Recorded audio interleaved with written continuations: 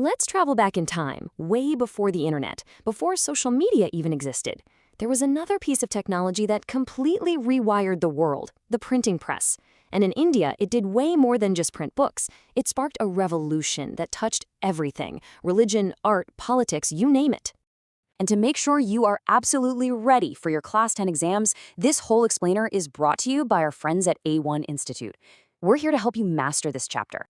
So let's dive into the big question. Today, we're all about instant information, right? But just imagine a time when ideas could only travel as fast as a printing press could run. How on earth did a simple machine like that manage to kickstart a massive social and political revolution all across India? Well, let's find out. So what was the first huge impact? Well, print basically took conversations that used to happen behind closed doors and threw them out into the open for everyone to see. Suddenly, ideas weren't just for scholars. They could be debated by anyone, anywhere. This created what we now call the public sphere. And you'll definitely want to remember that term for your exams. Think of it like the 19th century version of the internet. It was this new space made up of newspapers and pamphlets where public opinion wasn't just heard, it was actively being built. And boy, did this public sphere get heated. It immediately became a battleground of ideas. You had social reformers like Raja Ram Mohan Roy using his newspaper, the Samaj Kaumudi, to argue against practices like widow immolation. And on the other side, the Hindu orthodoxy fired right back with their own paper, the Samachar Chandrika, defending tradition. Newspapers literally became weapons in this war of words. And this wasn't just happening in one community. Print was a powerful tool within the Muslim community too, letting different groups and different interpretations of faith reach a much, much bigger audience than ever before. You see, the ulama, the legal scholars of Islam, were really worried that the British would start meddling with Muslim personal laws. So what did they do? They turned to print. They used cheap, accessible printing presses to publish translations of holy texts, spreading their own interpretations to protect their traditions from colonial influence. And we're not just talking about a few books here. The sheer volume was incredible. The Deoband Seminary, for instance, published thousands upon thousands of fatwas, or legal rulings, that guided everyday Muslims on how to live their lives. It was like a mass-produced guide to daily life. But it wasn't all serious debate. Print also blew the doors open on a whole new world of entertainment and art. It was a total explosion of creativity. All of a sudden, there was just so much more to read. Novels, song lyrics, short stories, essays on politics, you name it.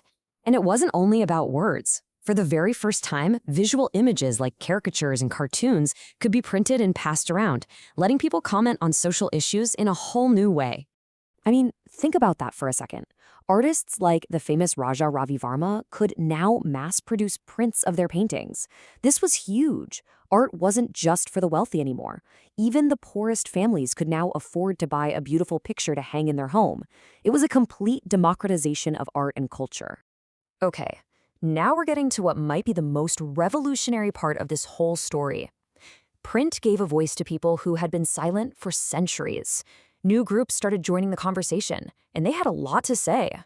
As literacy grew, women became a massive new reading audience. You had progressive husbands and fathers teaching their female relatives to read. But this caused a huge backlash from conservatives. They were terrified that reading would corrupt women, make them rebellious, and, get this, they even thought it would lead to them becoming widows. But for the women who did get access to books, it was absolutely life-changing. This quote from a novel back then really says it all. For women who were often confined to their homes, books were a passport to a bigger world, a source of knowledge and a source of deep personal joy. And they didn't just read, they started writing. Women like Rosendari Devi, who literally taught herself to read in secret in her kitchen, went on to write the first full autobiography in Bengali. Others, like Tarabai Shinde and Pandita Ramabai, wrote with raw, passionate anger about the suffering of women, especially widows. They used print to tell their stories and demand change. Now, it's so important to remember this wasn't just a revolution for the middle class. By the late 19th century, really cheap little books were being sold in markets. Public libraries started popping up. And in places like Calcutta, a whole area called Batala was dedicated to printing affordable books for the masses. This made sure everyone could be a part of it. But you know what happens when a tool becomes this powerful? The people in charge start to get nervous. The British colonial government saw all these nationalist ideas spreading like wildfire through newspapers, and they decided it was time to shut it down. The empire was about to strike back.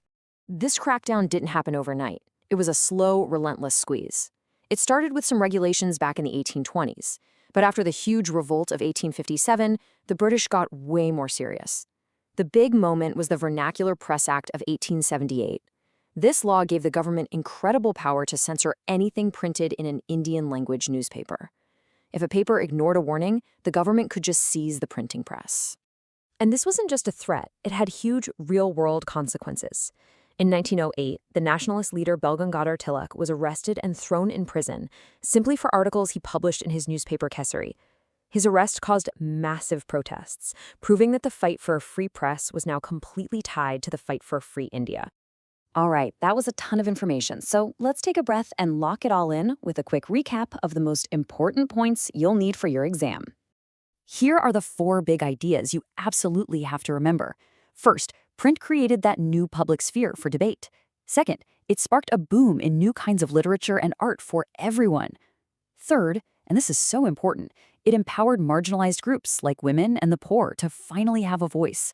And fourth, this new power was so threatening that it forced the colonial government to impose harsh censorship. And that's really the heart of how print changed India. If you want to dive even deeper into this chapter, make sure you check out our other explainers. For admissions, detailed notes, or any expert guidance you need to ace your exams, you should definitely contact A1 Institute. All their info, including their phone number, is right down in the description. If this helped you out, do us a favor and like, share, and subscribe to the A1 Institute YouTube channel. Thanks for watching, and we'll see you in the next one.